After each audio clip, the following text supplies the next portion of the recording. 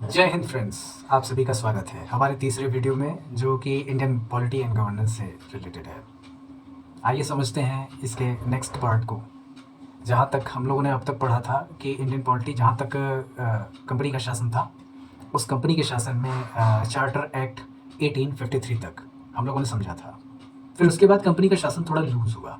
उसका सबसे बड़ा रीज़न ये था कि ब्रिटिश गवर्नमेंट के खिलाफ इंडिया में विद्रोह होना शुरू हो गए थे। रीज़न तो आप जानते ही हैं, जिस तरीके से धन निकासी हो रही थी भारत में, उसका परिणाम तो होना ही था।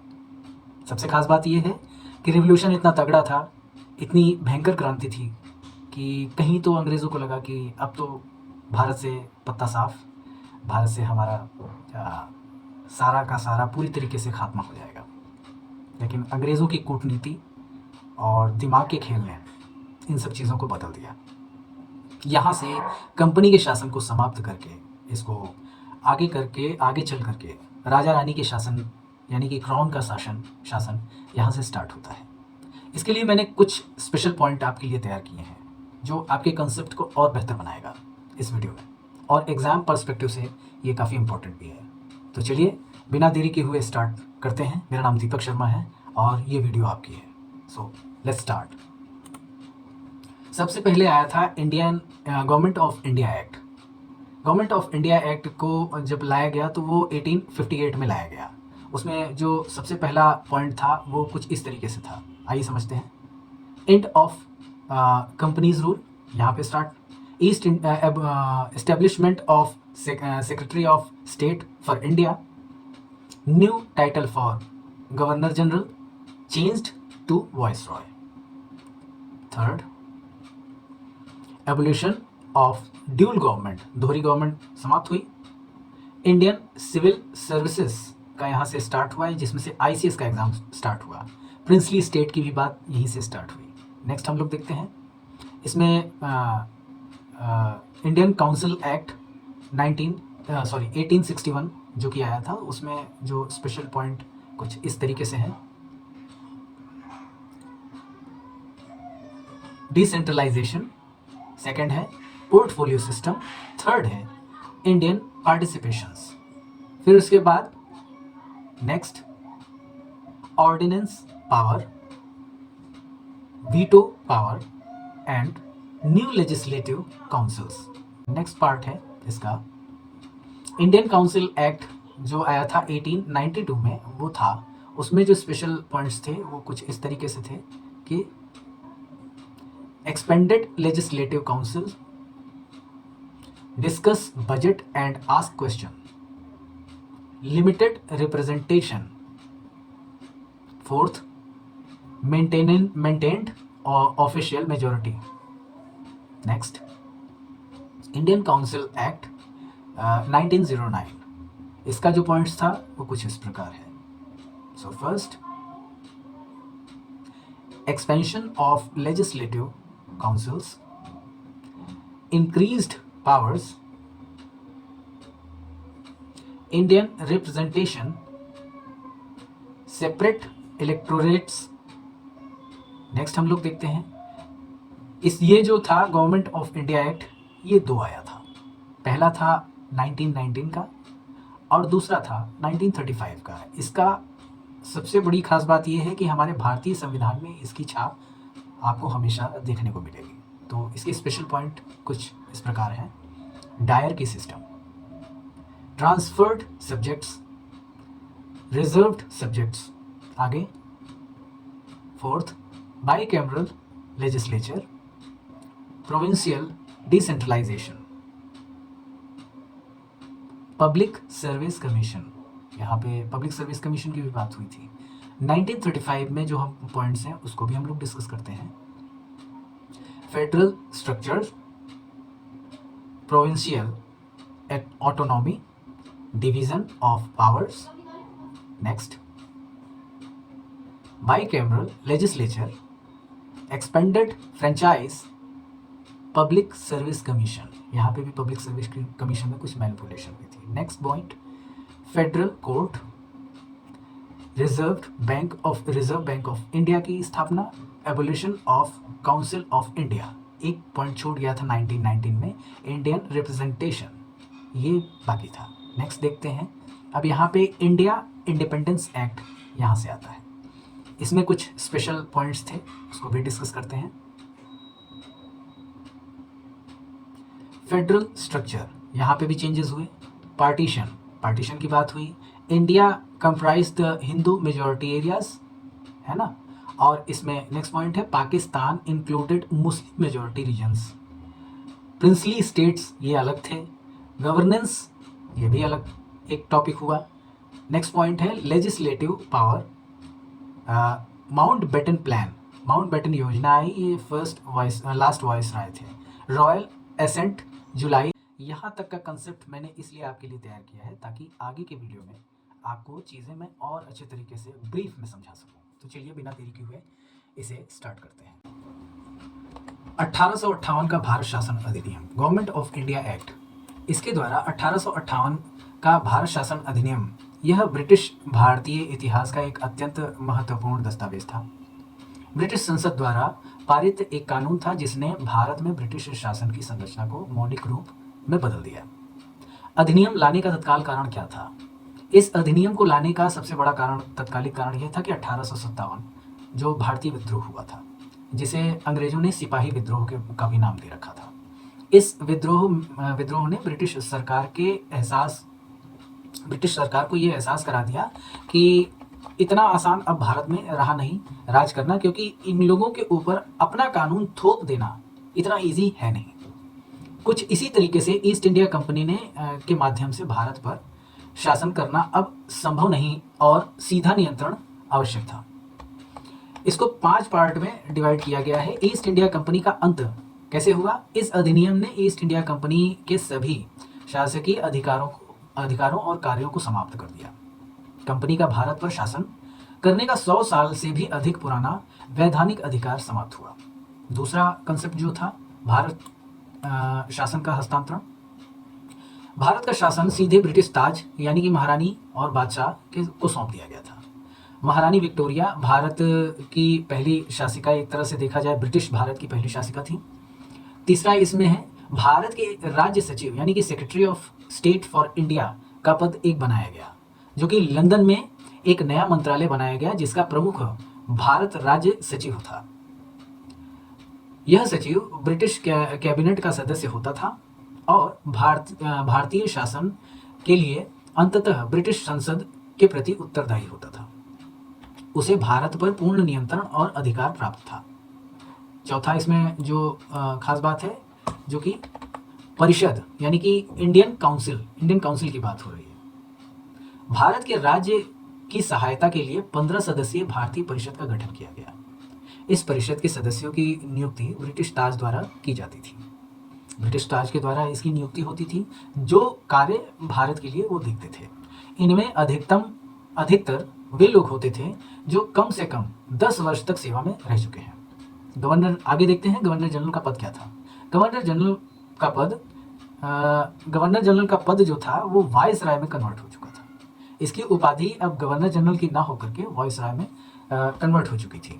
आगे देखते हैं 1861 के भारतीय परिषद अधिनियम की मुख्य विशेषता, मुख्य प्रावधान क्या था।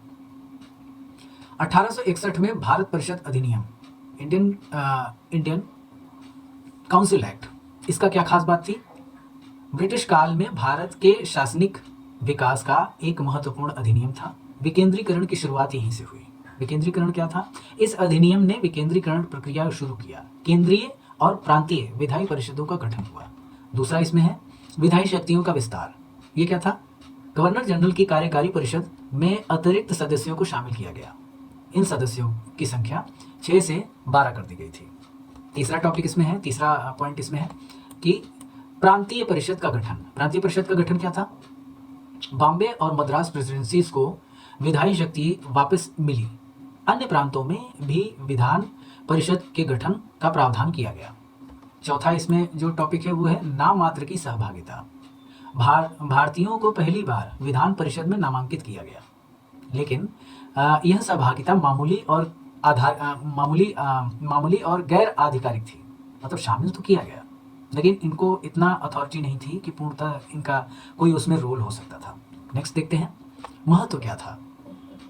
इसका महत्व, भारत शासन विकेंद्रीकरण की शुरुआत यहीं से हुई। आधुनिक यानी कि आधुनिक विधान परिषद की नींव यहीं से रखी गई। भारतीयों के लिए प्रतिनिधित्व प्रारंभ यहीं से हुआ। इसकी सीमाएं क्या थी? परिषद की शक्तियां सीमित थी। सदस्य नामांकित होते थे, निर्वाचित नहीं होते थे। नामांकित होते थे, उन्हें चुना जाता था, निर्वाचित नहीं होते। निर्वाचन यानी कि वोटिंग उनकी नहीं होती थी। वास्तविक शक्ति अभी भी गवर्नर जनरल के पास थी। यह अधिनियम भारत में संवैधानिक विकास की दिशा में एक महत्वपूर्ण कदम था, जिसने बाद में सुधारों की नींव रखी। 1892 का भारतीय परिषद अधिनियम, इंडियन काउंसिल एक्ट 1892, ये क्या था? ब्रिटिश भारत के संवैधानिक विकास में एक महत्वपूर्ण कदम था। यह 1861 के अधिनियम में सुधार लाने के लिए आया था। परिषद का विस्तार। अब परिषद का विस्तार क्या था? केंद्रीय परिषद के सदस्यों की संख्या 10 से 16 कर दी गई थी। पहले क्या थी और बाद में क्या? पहले 6 से ऐसा करके 12 की गई। अब 10 जो हुई थी वो 16 कर दी गई। प्रांतीय परिषद के सदस्यों की संख्या में भी वृद्धि की गई। अप्रत्यक्ष चुनाव प्रणाली, ये क्या था? यह इस अधिनियम की सबसे बड़ी विशेषता थी। कुछ सदस्यों के चुनाव के लिए निर्वाचन मंडल की व्यवस्था शुरू हुई थी। स्थानीय निकायों और विश्वविद्यालयों, व्यापारिक संगठनों आदि सदस्य चुनने का अधिकार मिला हुआ था। बजट पर चर्चा का अधिकार, ये वाला जो टॉपिक था, इसमें जो क्या खास बात थी कि सदस्यों को बजट पर प्रश्न पूछने की अधिकार तो दिया गया था। ये थोड़ा सा मिस्टेक हो गया है मुझसे। प्रश्न पूछने का तो अधिकार दिया गया था, लेकिन पूरक प्रश्न जो है पूछने का अधिकार, पूरक प्रश्न इन द सेंस ऑफ कि कंप्लीट क्वेश्चन, जैसे बजट क्या है, क्या बजट है, बस। अब इसमें आपका बजट क्या है और आपने क्या सिनेरियो इसमें डिसाइड किया है, ये आप कंप्लीटली नहीं पूछ सकते थे उस समय। ये इसका जो क्या बोलते हैं क्राइटेरिया था। मतदान का अधिकार नहीं था। वे आर्थिक मामलों पर अपने विचार रख सकते थे, बस। आर्थिक मामले जो होते थे उस पर अपने विचार रख सकते थे, बाकी और कुछ एक्स्ट्रा उसमें कर नहीं सकते थे। सार्वजनिक हित के मामलों पर चर्चा। सदस्य जनहित के विषयों पर प्रस्ताव रख सकते थे, लेकिन पूर्व अनुमति की आवश्यकता थी।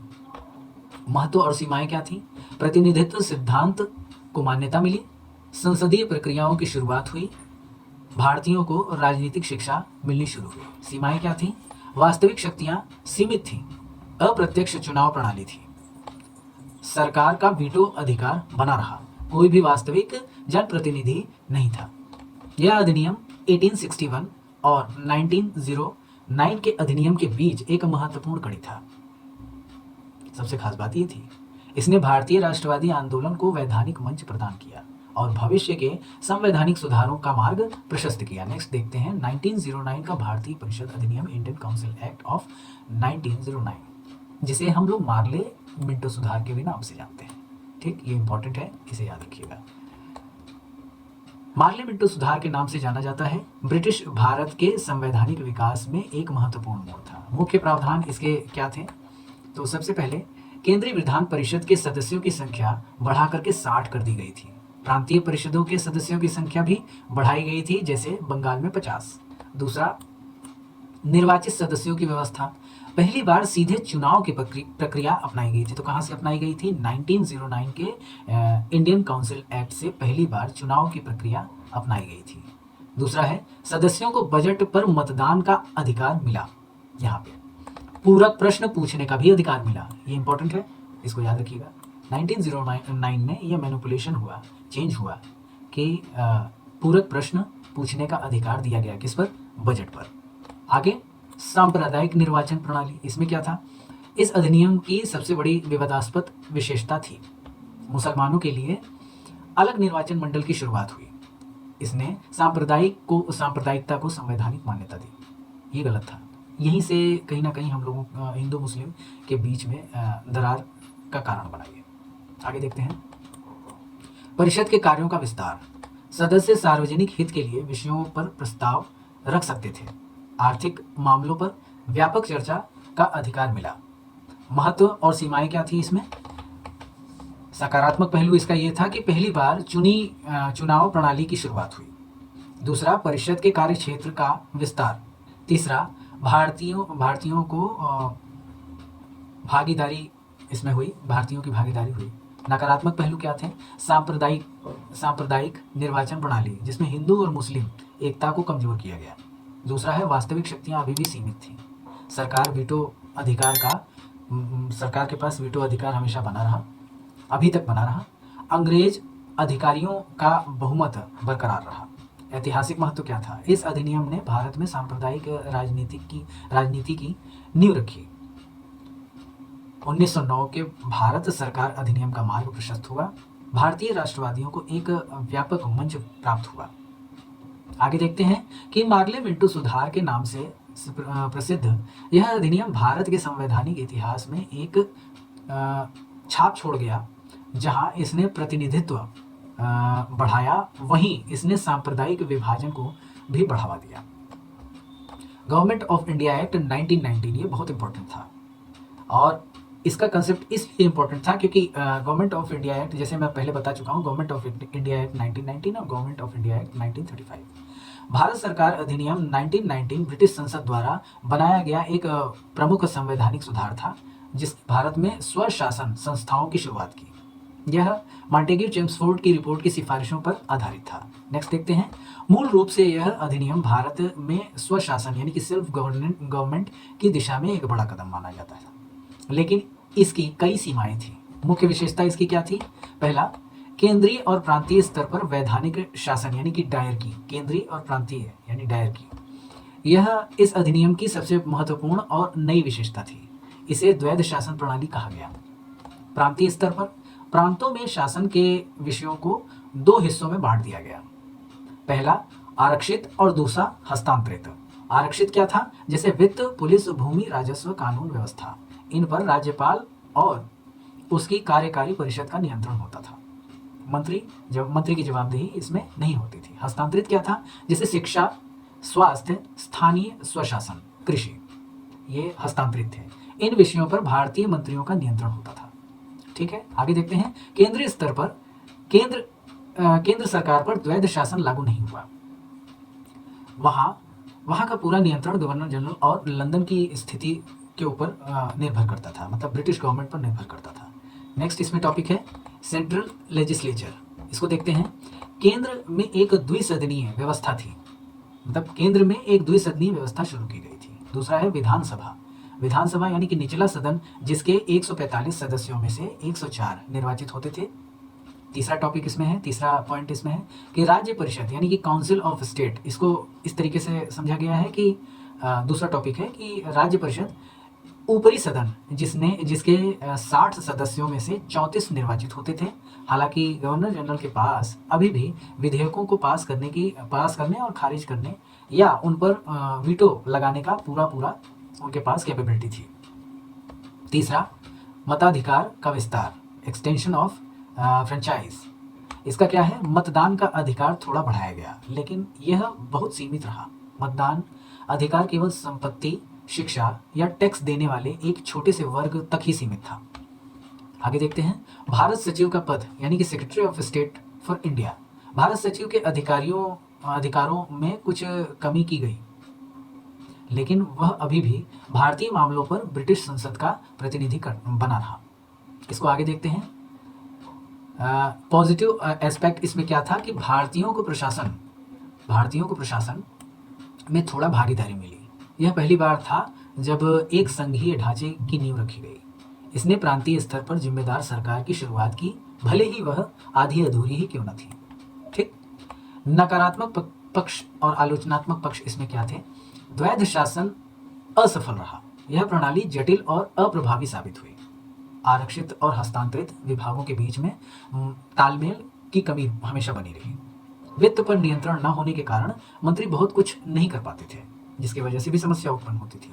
सीमित अधिकार जो था, इसमें जनसंख्या का बहुत छोटा हिस्सा ही वोट डाल सकता था। केंद्र में कोई जिम्मेदारी नहीं थी केंद्र में। तो इसका क्या था कि केंद्र सरकार पूरी तरह से गवर्नर जनरल के नियंत्रण में रही और वहां भारतीयों को कोई वास्तविक भागीदारी नहीं थी। इस वजह से भी यह कारण था। विभाजन और सांप्रदायिक निर्वाचन। इसके सांप्रदायिक निर्वाचन मंडलों को मजबूत किया जिससे हिंदू मुस्लिम विभाजन गहरा हुआ। मजबूत तो किया इसने विभाजन की सांप्रदायिकता, मतलब हिंदू मुस्लिम के बारे में जो बातें थी उसको इस तरीके से स्प्रेड किया गया, फैलाया गया कि आपस में मतभेद होता चला गया। यहाँ से आगे देखते हैं, भारतीयों की आकांक्षाओं को पूरा ना करना। जो भारतीय सोचते थे उनको पूरा नहीं किया जाता था उस समय। कारण यही था कि अपने फ़ायदे को ही हमेशा सर्वोपरि माना जाता था, जिसकी वजह से भी इनको भारत में ब्रिटिशर्स को और इनकी रणनीति कामयाब ना होने का कारण ये भी बड़ा एक मतलब रखता है। भारतीय राष्ट्रवादी इस अधिनियम से संतुष्ट नहीं थे, क्योंकि यह उनकी स्वराज की मांग से बहुत दूर था। निष्कर्ष क्या निकला? गवर्नमेंट ऑफ इंडिया एक्ट 1919 एक महत्वपूर्ण प्रयोग था, जिसका उद्देश्य भारत में धीरे धीरे स्वशासन लाना था, लेकिन इसकी जटिलताओं की सीमाओं और आधे अधूरेपन के कारण यह विफल रहा। इसकी असफलताओं ने ही आगे चल करके गवर्नमेंट ऑफ इंडिया एक्ट 1935 के लिए रास्ता तैयार किया, जिसमें द्वैध शासन को समाप्त कर दिया गया और प्रांतीय स्वायत्तता को बढ़ावा दिया गया। आइए आगे देखते हैं। Government of India act 1935 British Bharat का सबसे लंबा और सबसे महत्वपूर्ण संवैधानिक दस्तावेज था। इसे भारत में मिनी संविधान भी कहा जाता है।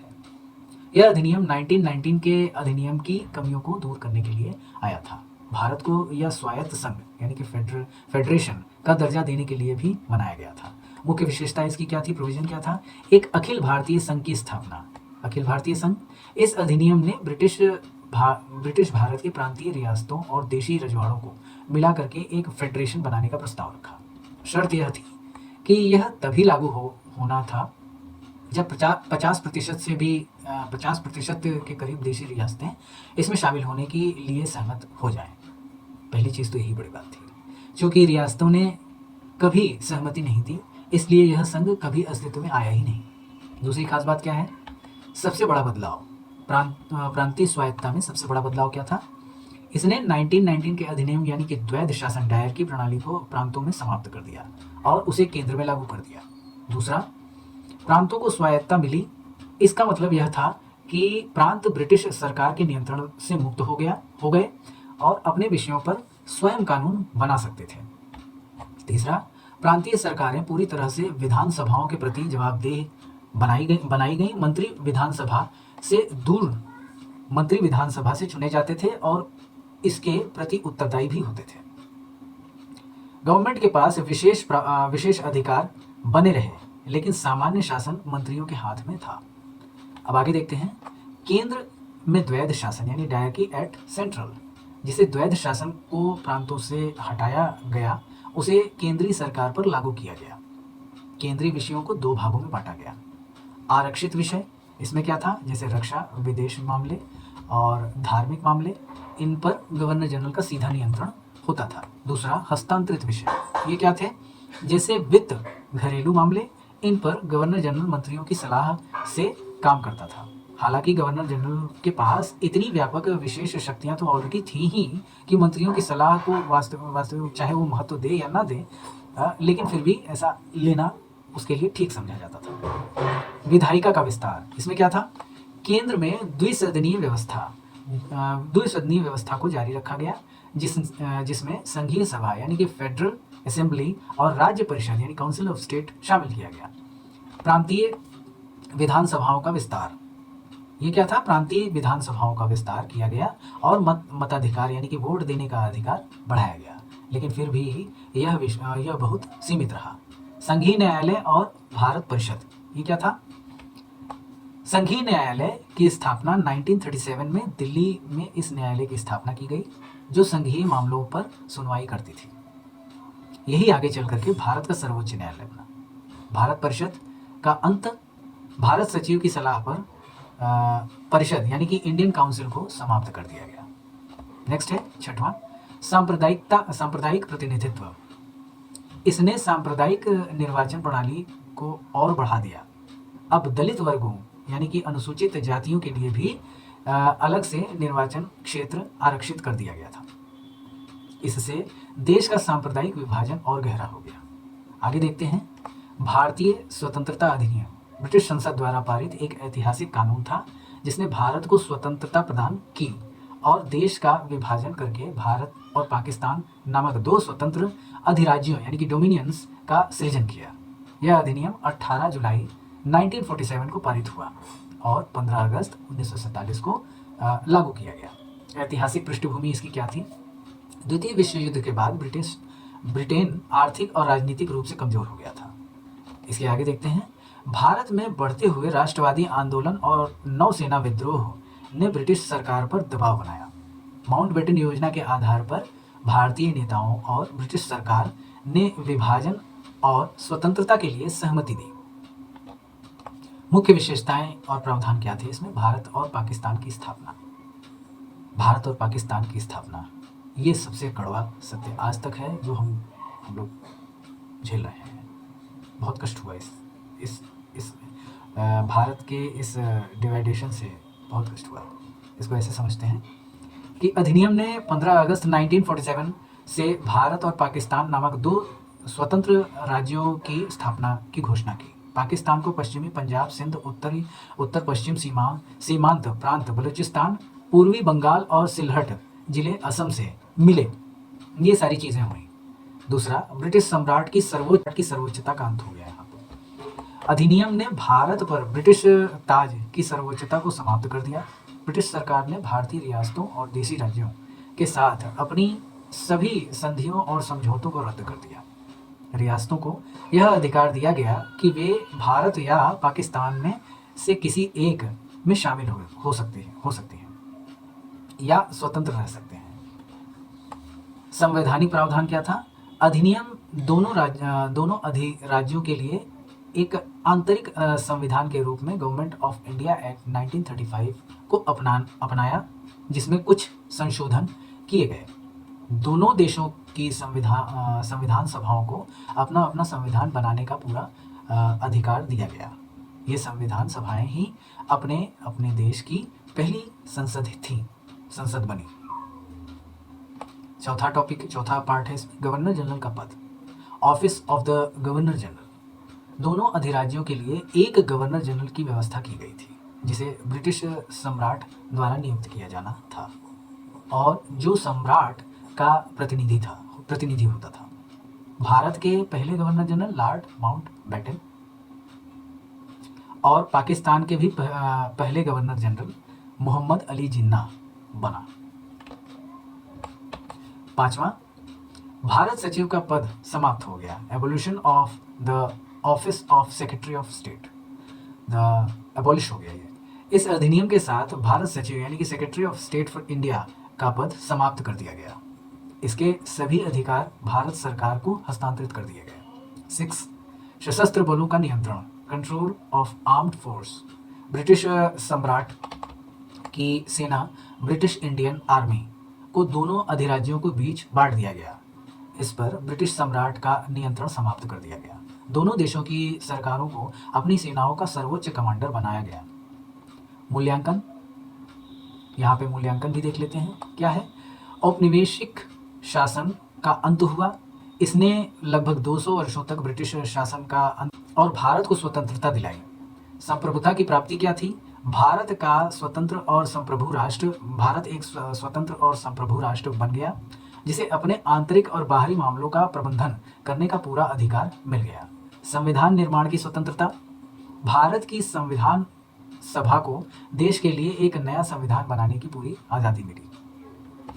आगे देखते हैं नकारात्मक पक्ष और आलोचनात्मक पक्ष। आलोचनाएं, देश का विभाजन। इस अधिनियम के सबसे दुखद परिणामों में से एक धार्मिक आधार पर भारत का विभाजन था, जिसके कारण विस्थापन और सांप्रदायिक हिंसा और लाखों लोगों की मौत हुई। रियासतों की समस्या, रियासतों को स्वतंत्र रहने का भी विकल्प दिया गया था। बड़ी समस्या बन गया ये, जिससे देश की एकता खतरे में पड़ गई और बाद में सरदार पटेल ने अपना एफर्ट लगा रियासतों को एक साथ एकजुट किया, नहीं तो ये विफल हो जाता। अधिराज्य का दर्जा, भारत को एक पूर्ण गणतंत्र नहीं बल्कि एक अधिराज्य यानी कि डोमिनियन का दर्जा दिया गया, जिसका मतलब था कि ब्रिटिश सम्राट अभी भी राष्ट्राध्यक्ष बना रहा। हालांकि भारत ने 1950 में अपना संविधान लागू करके खुद को एक संप्रभु लोकतांत्रिक गणराज्य घोषित कर दिया। निष्कर्ष क्या था? भारतीय स्वतंत्रता अधिनियम 1947 भारत के इतिहास में एक युग का अंत किया और एक नए युग की शुरुआत की गई। यह भारतीयों के लिए एक लंबे संघर्ष और बलिदान का परिणाम था। हालांकि यह अधिनियम स्वतंत्रता को लेकर के आया, लेकिन इसके साथ विभाजन का दर्द भी लेकर आया। एक बड़ा सामाजिक राजनीतिक संकट भी आया इसी के साथ।